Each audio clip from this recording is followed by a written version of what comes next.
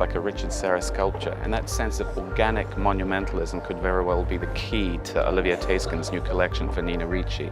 The grandeur of nature played off against the artifice of man. There's a concept. This woman is a very, very young girl who goes into concert, into rave, she has fun. She was very sophisticated to start with, but at 6, 7 o'clock in the morning when she came out, the hair is a bit destroyed, she got color, feather on the hair, because she had fun all night.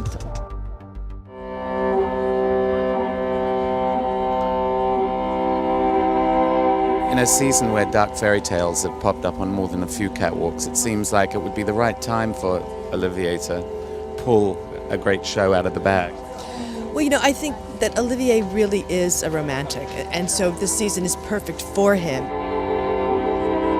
I wanted really to have this mix, like if the girls would have chosen the clothes by themselves, so they would have like old dresses and new jackets, and you would find them in the countryside somewhere, someplace, coming back from a festival.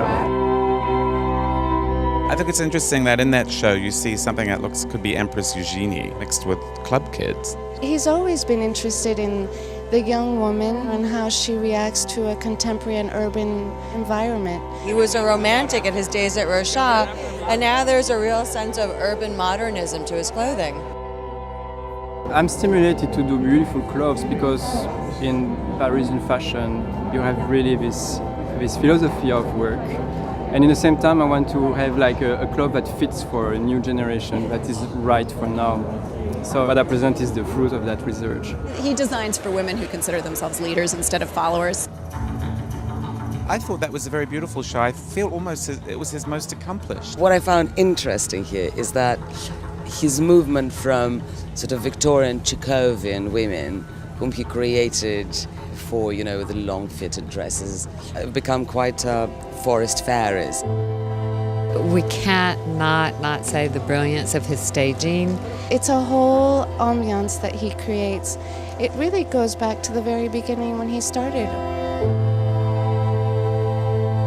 The evening gowns were exquisite.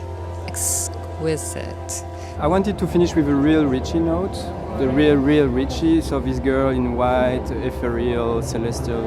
So this is more, that's true. It's not a princess, but for me it's really this Ricci, extremely feminine and fragile, eternally youth girl, you know, it's really that idea. His vision is a very fragile woman, but at the same time extremely confident, who knows where she's going.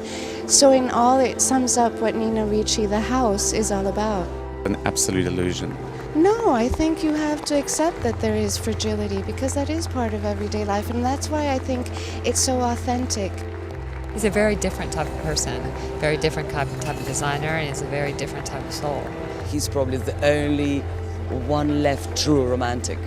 Like, he's a dreamer.